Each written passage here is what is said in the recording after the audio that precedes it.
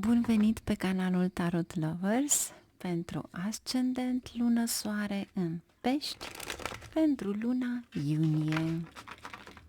Să vedem ce avem pentru voi pentru luna iunie. Ce vă aduce vouă luna iunie? Ce ar trebui să știe Peștii?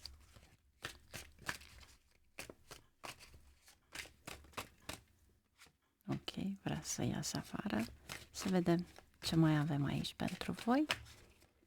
Prima săptămână. Carul. Poate aveți așa un impuls de a călători, de a avea o conexiune spirituală, pentru că acest car este guvernat, este de fapt semnul zodiacal al racului și are de face cu luna și lunei îi place să călătorească. Sau poate unii dintre voi faceți donații, călătoriți sau sunt niște conexiuni spirituale, da? Să vedem acum ce avem pentru a doua săptămână.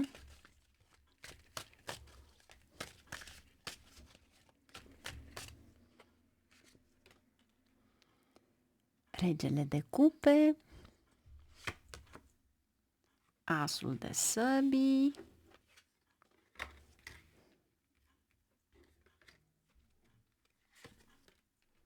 și moartea, o transformare. Ceva se întâmplă aici, dar cu siguranță moartea va aduce ceva de a face cu ocultul, pentru că aveți carul și moartea. Moartea este Scorpionul și vi se activează casa 8-a. Să vedem ce avem aici. Iar aici avem 3 de monede, asul de cupe, împărăteasa, 5 de monede. Ok. Unii dintre voi posibil să faceți niște cheltuieli pentru luxul, confortul din casă, pentru că aveți de-a face cu Venus. Ceva care iubiți, vă place foarte mult. 3 de monede. Poate începeți un proiect nou și nu-l veți face singuri, veți face în echipă, dar în același moment, având în vedere că avem asul de săbii, posibil ca acest proiect să fie prin ajutorul networking, publicitate, comunicare, genul acesta. Ca și cum ai face ceva online. Să vedem ce avem aici cu carul. Ambiții mari în primul rând. 8 de cupe și 5 de cupe. Frumos. Ambiția vă face să plecați din ceva care nu mai are performanță, da? Deci dacă vei găsi într-adevăr noi oportunități de a merge poate la un alt interviu sau alt loc de muncă, să știți că veți avea succes.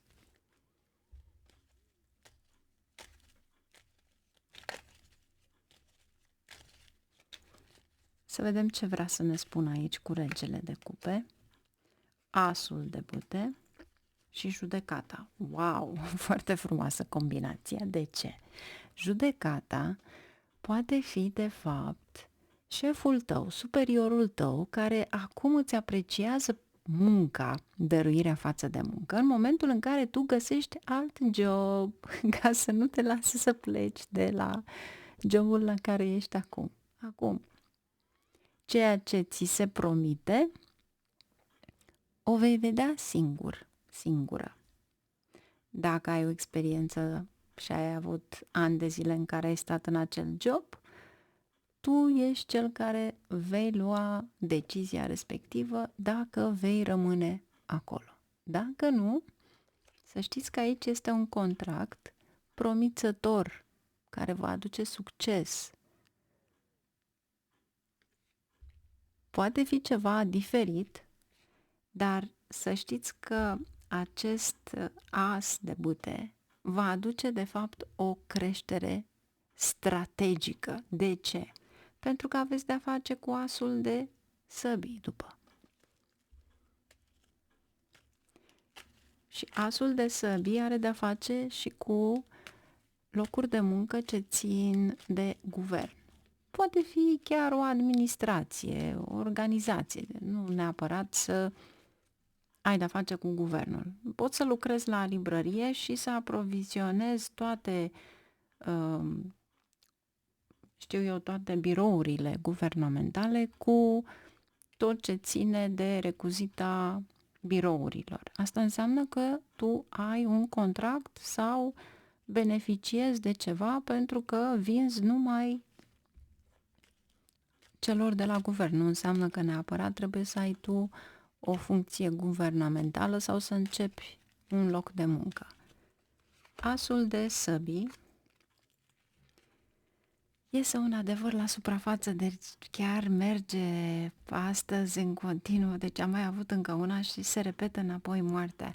Nu știu dacă aveți o conexiune cu vărsătorii, dar să știți că ceva, prin intuiție, ceva iese la iveală.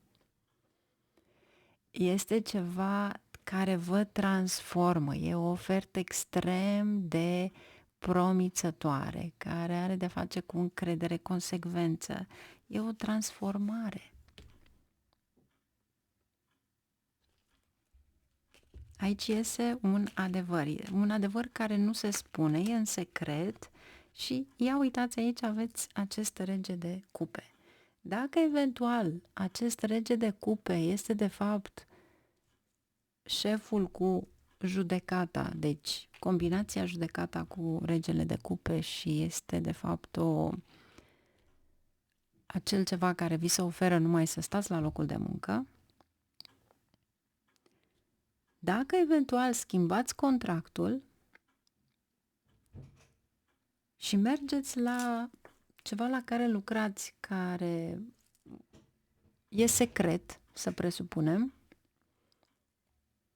atunci va trebui să fiți foarte atenți. De ce? Pentru că aveți de-a face cu regele de cupe și aveți de-a face cu diavolul și moartea. Regele de cupe este cineva calm, diplomat, dar care te înjunghie de la spate.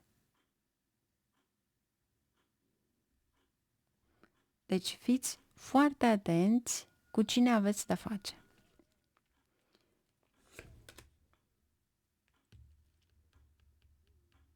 Soarele. Extraordinar. Avem întuneric și lumină. Întuneric, lumină și diavolul.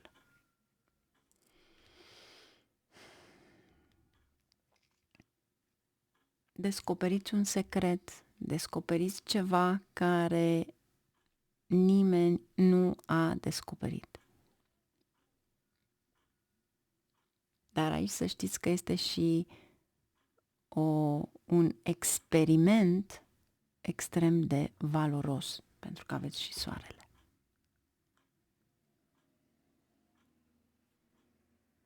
Iar eu v-aș spune ca luna aceasta să nu vă grăbiți să achiziționați ceva care strălucește, fie o bijuterie, fie o achiziție de lux. Nu o faceți, pentru că diavolul îmi spune că e un fals.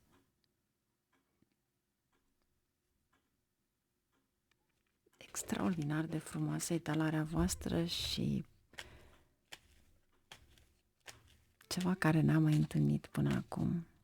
Moartea, echilibrul și din nou asul și turnul. Iese la iveală ceva ca un trăsnet.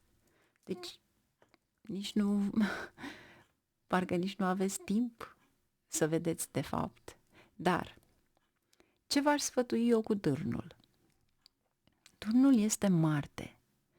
Marte înseamnă că dacă voi doriți să faceți o investiție pe termen lung, este bine să faceți o investiție în proprietăți imobiliare.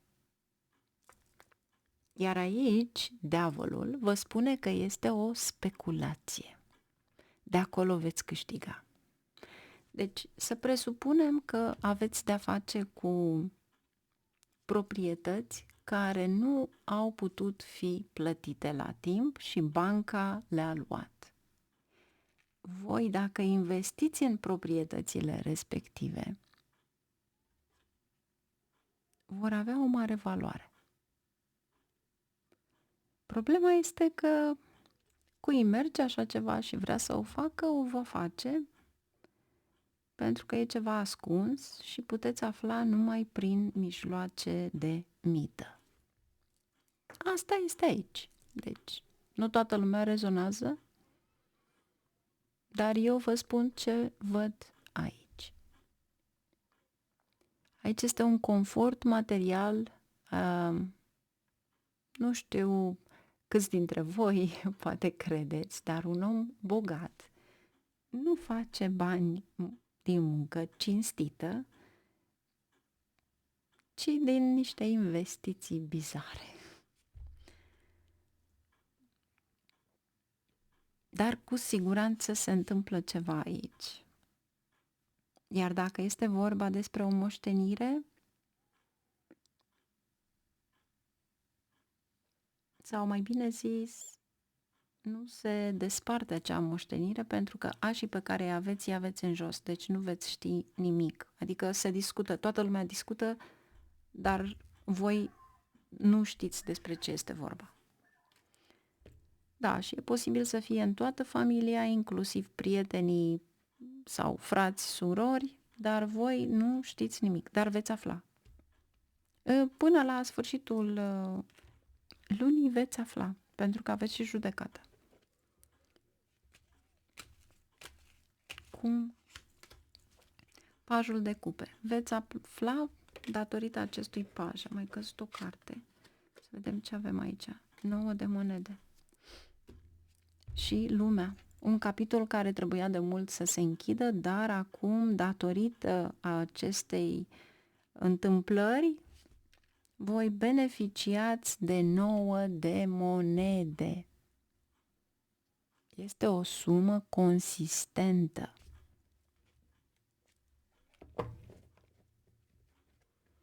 Deci, eu v-aș spune că norocul este de partea voastră. Trebuie să fiți extrem de norocoși ca să se întâmple toată această imagine pe care o aveți și să vă faciliteze, de fapt, acest 9 de monede. Deci, alții au vrut să vă scoată din, poate, o moștenire, o investiție, ceva care s-a câștigat, dar nu se poate pentru că e ceva acolo care trebuia semnătura voastră. Și asta este karmic, adică karmic nu pentru voi, deci cei care au vrut ca să vă ducă în eroare, de fapt, lumea care este guvernată de Saturn, Saturn este karma.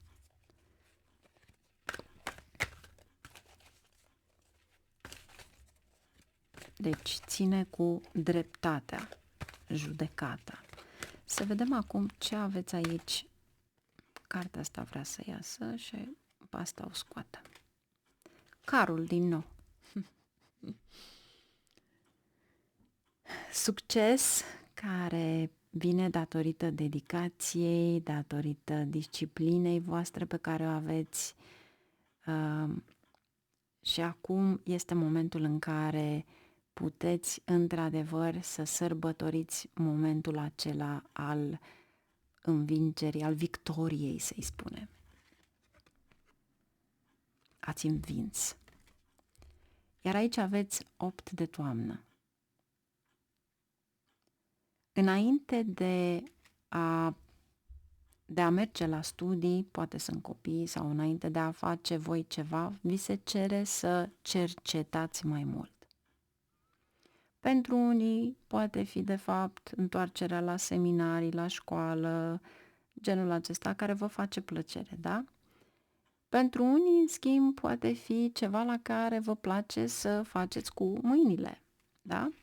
Sau, pur și simplu, să investiți bani în ceva care ține de lungă durată. Ceea ce am spus eu un pic mai înainte, pot fi imobiliare. Dar cu siguranță aveți un succes extraordinar, o intuiție nemaipomenită și am senzația cu cartea Scorpionului că veți avea premoniții, vise în care vi se dă răspunsul. Deci, dacă în această perioadă aveți un gând anume, cereți lui Dumnezeu claritate și notați. Pentru că de multe ori visele vin cu o altă nuanță, dar au o altă însemnătate. Și încearcă pur și simplu să vă ducă pe drumul bun. Iar voi sunteți extrem, extrem de conectați. Cu acestea fiind, vă mulțumesc, vă doresc o lună frumoasă și vă aștept cu mare drag pe canalul Astrovedic, unde veți avea horoscopul pentru luna iunie. Numai bine, la revedere!